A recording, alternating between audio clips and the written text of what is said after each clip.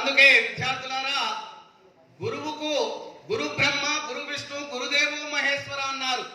గురువుని బ్రహ్మ మాదిరిగా బ్రహ్మగా, గురువుని విష్ణువుగా, గురువుని ఈశ్వరునిగా మనం పోల్చడం అనేటువంటి జరిగింది. సమాజంలో నేడు గురువుకు ఎలాంటి స్థానం ఉన్నది? మాతృదేవో భవ, పితృదేవో భవ, ఆచార్య దేవో భవ అన్నారు. అంటే తల్లిదండ్రుల తరువాత మూడవ స్థానాన్ని గురువుకి ఇవ్వడం అనేటువంటి జరిగింది. ఈ గురువు యొక్క విశిష్టత, గురువు లేని విద్య గుడ్డి విద్య అన్నారు.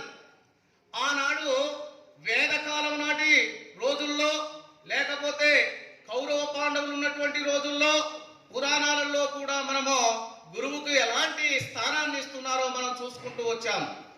అయితే ఇక్కడ మరి కౌరవ పాండవులకు ద్రోణాచార్యుడు గురువుగా నియమించబడ్డాడు. మరి శ్రీకృష్ణుడు కుచేలుడికి సాందీపనుడు గురువుగా ఎంతో విద్యాబుద్ధులు నేర్పడం అనేటువంటిది మనం పుస్తకాలలో పాఠాలలో చదువుకొని వింటుంటాం. అయితే ఇక్కడ మరి గురువు గారిని మహానుభావుడు ఒక మాట అంటాడు కబీర్ దాస్, గురువు ఫోటో భగవంతుడి ఫోటో పక్క పక్కన పెడితే నేను ముందుగా గురువుకే నమస్కరిస్తాను అంటాడు. అంటే ఎందుకు అంటే అక్కడ గురువు భగవంతుని గురించి కూడా చెప్పింది గురువే కనుక నేను ముందుగా గురువుకే నమస్కరిస్తానని మహానుభావుడు కబీర్ దాసు చాలా పర్యాయాలు చెప్పినటువంటి సందర్భాన్ని మనం గుర్తు చేసుకోవాలి. అయితే మనం విద్య ఎంతవరకు నేర్చుకుంటున్నాము, కళాశాలలో ఎంతవరకు క్రమశిక్షణతో మెలుగుతున్నాము, ఎవరినెవరిని ఇబ్బంది పెడుతున్నాము అనేటువంటి విషయం కూడా.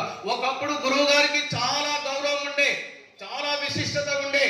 కానీ ఈనాడు మీరు చేస్తున్నటువంటి విషయాన్ని బట్టి చూస్తే, మీరు చేస్తున్నటువంటి అల్లరిని బట్టి చూస్తే, అవును పిల్లలకు అల్లరికి దగ్గర సంబంధం ఉంది కాదన నేను, కానీ అల్లరి హద్దులో ఉంటే ముందుగా ఉంటుంది, హద్దు మీరితేనే ఇబ్బందిగా ఉంటుంది బిడ్డలారా.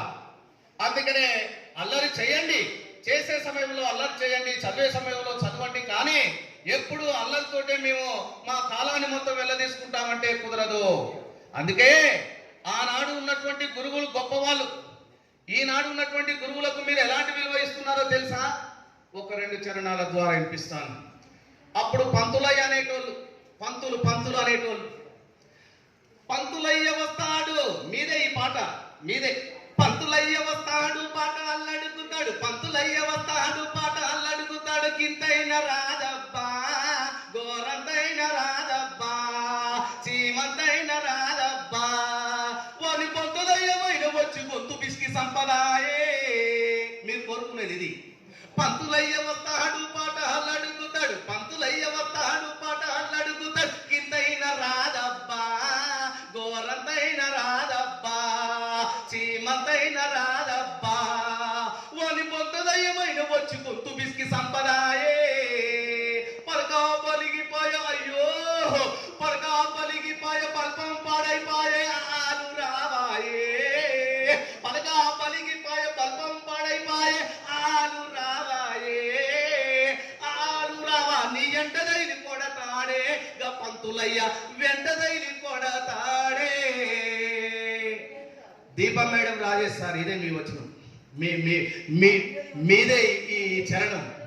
లెక్కల బుక్కులు అరే లెక్కల బుక్కులు ఒక్కొక్కటి తీరి కారాపు సాలు గట్టితే, నేను ఆకువ కాలు చుట్టితే.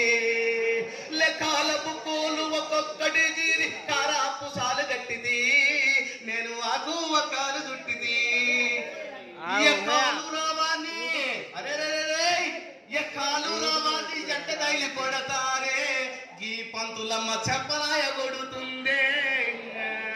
పంతులయ్య వస్తాడు పాట అల్లడుగుతాడు, హోయ్ గింతైన రాదబ్బో, గోరంతైన రాదబ్బా, చీమంతైన రాదబ్బా, వాణ్ణి పొందదయ్యమైన వచ్చి గొంతు విసికి సంపదాయే. అది మీరు కోరుకుంటే. థ్యాంక్ యూ, ధన్యవాదాలు.